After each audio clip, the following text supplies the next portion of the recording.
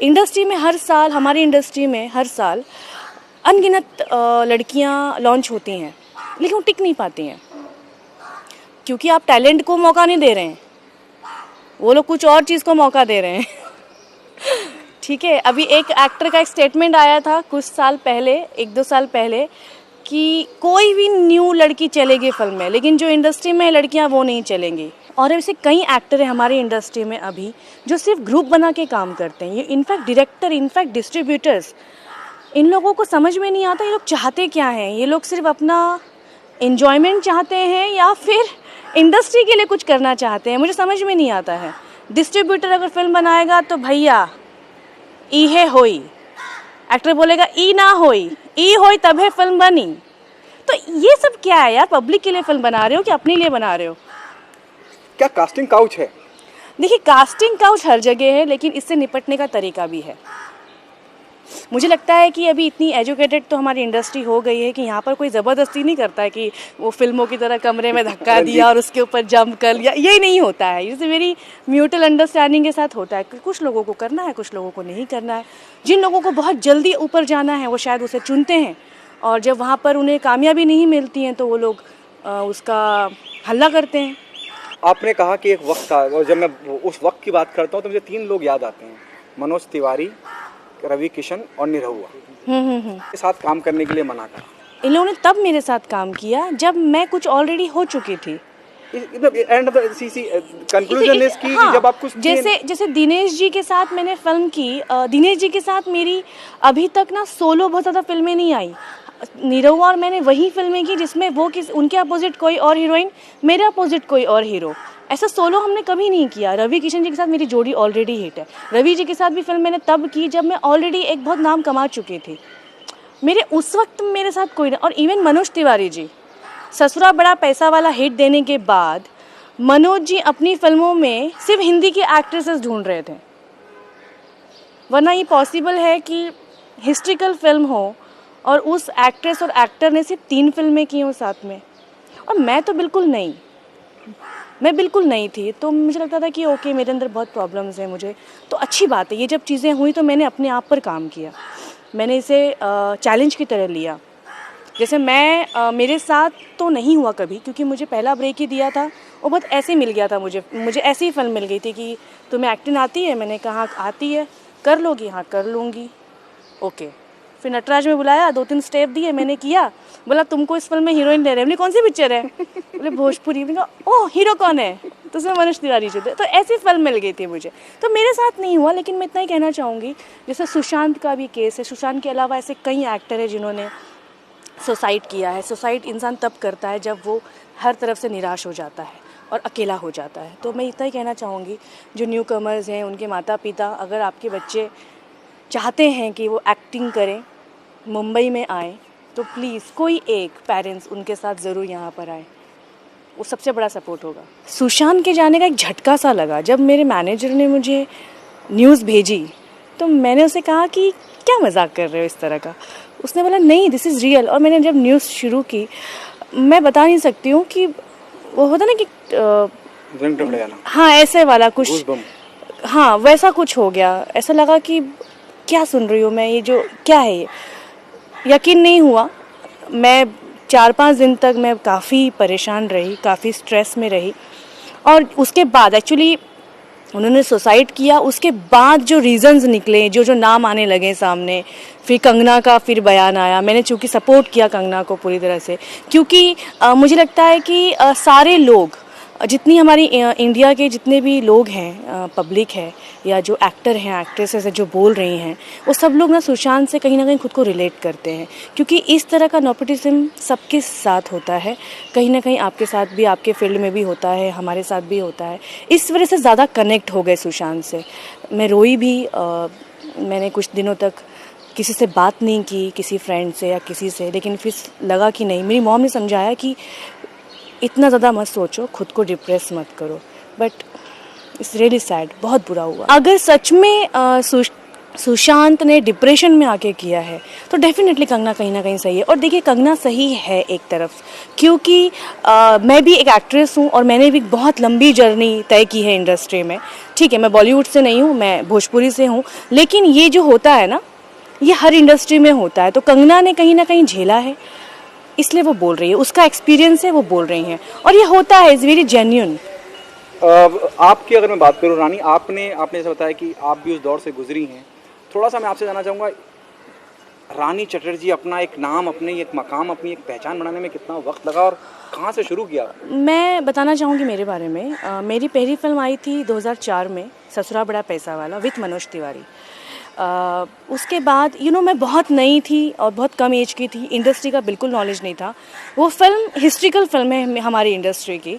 उसके बाद मनोज जी के पास धड़ाधड़ लाइन लग गई फिल्मों की, लेकिन मुझे कोई नहीं पूछ रहा था कि इसे एक्टिंग नहीं आती, इसे डांस नहीं आता, ये हीरोइन जैसी नहीं दिखती। ओके, सब लोग नए होते हैं, मैं भी नई, कोई सपोर्ट नहीं, कोई बैकग्राउंड नहीं, फिल्मी बैकग्राउंड नहीं, बट एक हिस्ट्रिकल फिल्म दे चुकी वाली एक्ट्रेस के बारे में इतना कुछ। उसके बाद कैसे कैसे करके, चूँकि अब आ चुकी थी, तो मेरी मॉम का बहुत सपोर्ट रहा, काम करना शुरू किया। हीरो जो थे फिल्मों के, वो फिल्मों में कास्ट नहीं होने देते थे, क्योंकि उनको मैं हीरोइन जैसी नहीं लगती थी। कई बड़े बैनर्स आ गए, तो मैं कभी बड़े बैनरों में मैंने काम नहीं किया। ये भी कह सकते हैं कि उन लोगों ने मुझे कास्ट नहीं किया, और जब मैं कुछ बन गई तो फिर मैंने दिलचस्पी नहीं दिखाई उनके साथ काम करने में।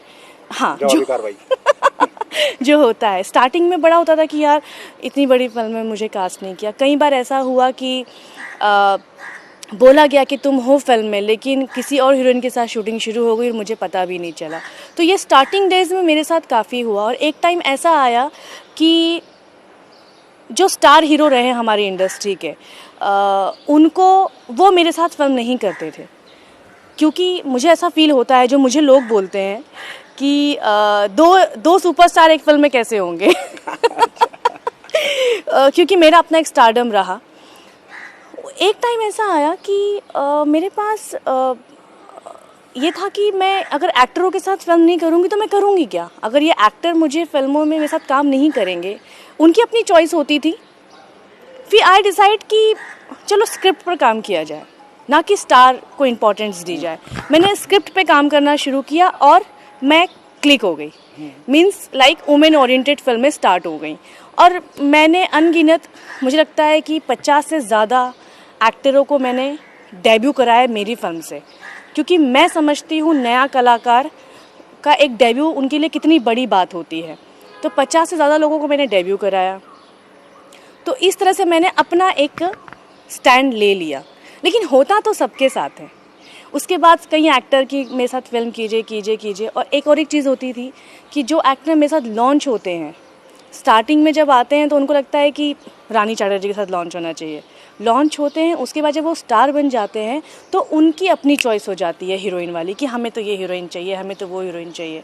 तो मैं सुनती सब हूँ, बट मेरे पास काम ऑलरेडी था, मैं ऑलरेडी मेरा अपना एक था, इसलिए शायद मुझे उतना मैंने ध्यान दिया नहीं कि अब जाओ बड़े प्रोडक्शंस जो हमारी इंडस्ट्री में, खासकर सो कॉल्ड बोलती हूँ मैं तो उन्हें, क्योंकि वो लोग सिर्फ अपने बड़े बैनर का फ़ायदा उठाते हैं, ना वो किसी को पेमेंट करते हैं ज़्यादा, बस रोते रहते हैं।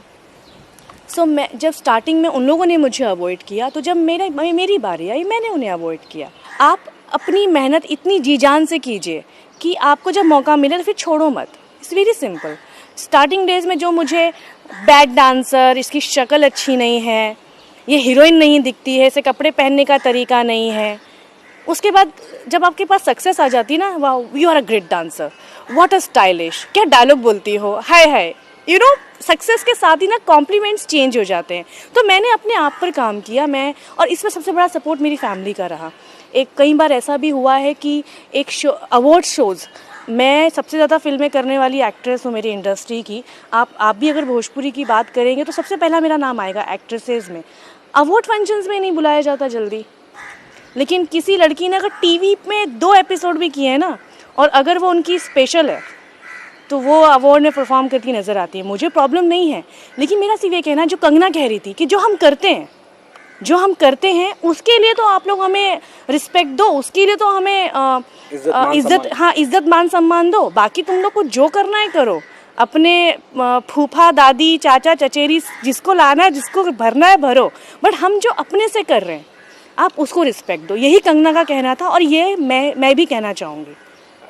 टीवी का आपने जिक्र किया, इतना बड़ा शो का हिस्सा रहे हैं आप, और रोहित ने बड़ा अप्रिशिएट किया आपको, हमेशा हौसला अफजाई करिए जो शो के दौरान।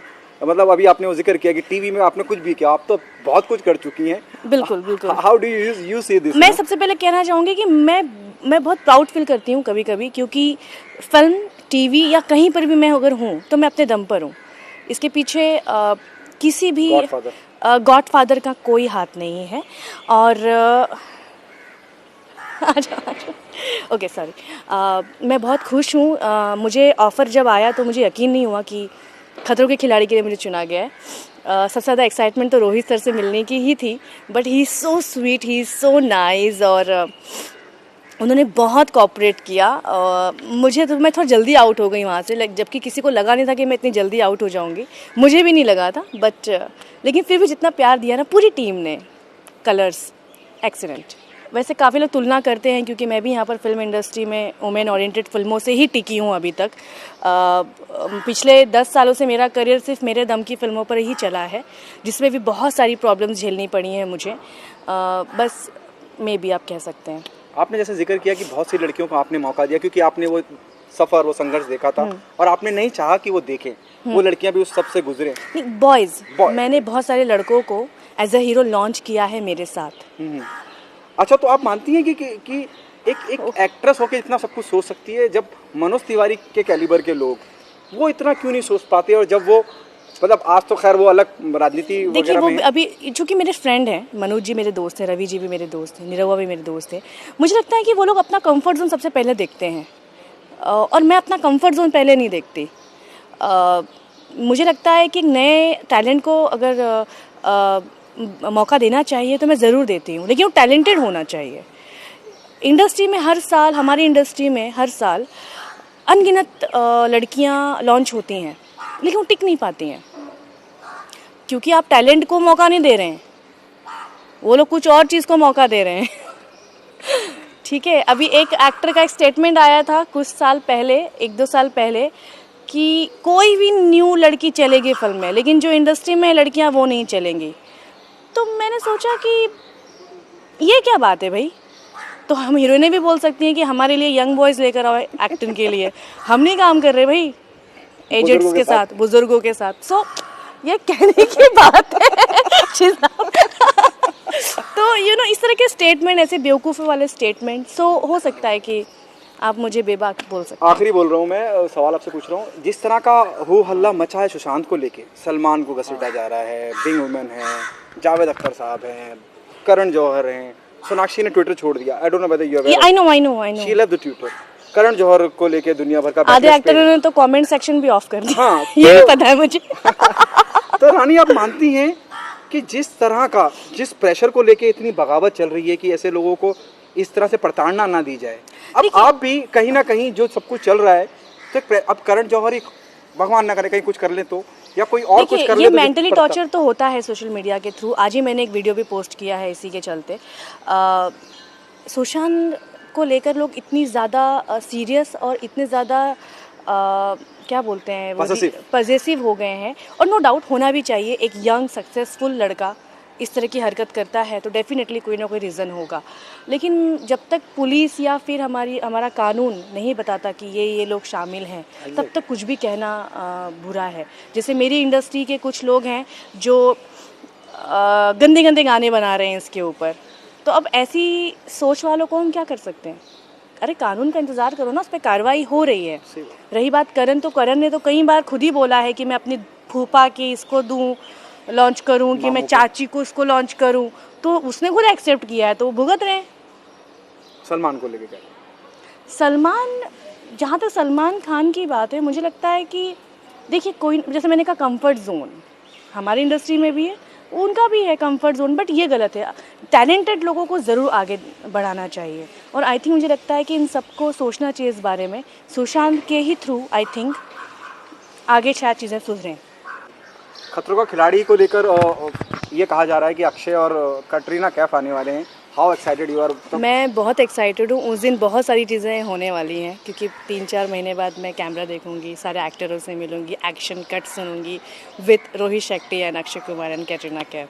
Like dream come true. ये सोचा था आपने कि यहाँ तक सब कुछ आएगा? ये विश्वास था कि ज़िंदगी में कुछ बेहतर ज़रूर करूँगी, लेकिन ये नहीं पता था कि अपने दम पर करूँगी। तो ये जो दुगनी खुशी है ना कि किया और अपने दम पर किया, ये बड़ी कमाल की है। खतरों का खिलाड़ी का आपकी फिल्मों का काम में अगर साइड में रख भी दूँ थोड़ी देर के लिए, आप मानती हैं खतरों का खिलाड़ी एक आपके करियर में एक नई उड़ान लेके आया, एक नया पहचान? देखिए, किसी एक्टर की लाइफ में ना लंबी उड़ान, लंबी ऊंचान जो आप बोल रहे हैं, ये उसके परफॉर्मेंस से आती है। खतरों के खिलाड़ी एक रियलिटी शो है जिससे वहाँ भी लोग मुझे जानेंगे जहाँ लोग मुझे नहीं देखते हैं, लेकिन जो उड़ान है वो तो एक बेस्ट परफॉर्मेंस से आएगी। तो आई थिंक मुझे वेट है एक बेस्ट परफॉर्मेंस वाले किरदार का। क्या आप हिंदी फिल्मों की तरफ रुख कर रही हैं? बिल्कुल, अगर मौका मिलेगा तो क्यों नहीं। किसी एक डायरेक्टर का given a choice, Zoya Akhtar, मैं जोया अख्तर फीमेल डायरेक्टर की बात कर आई रहा थिंक हूँ, इम्तियाज़ अली। इम्तियाज़ अली के साथ। आई थिंक जब भी मैं 2 बनाए वो तो डेफिनेटली मैं करना चाहूँगी। Thank you. करण ने तो कई बार खुद ही बोला है कि मैं अपनी फूफा की इसको दूँ, लॉन्च करूँ, कि मैं चाची को इसको लॉन्च करूँ, तो उसने खुद एक्सेप्ट किया है, तो वो भुगत रहे हैं।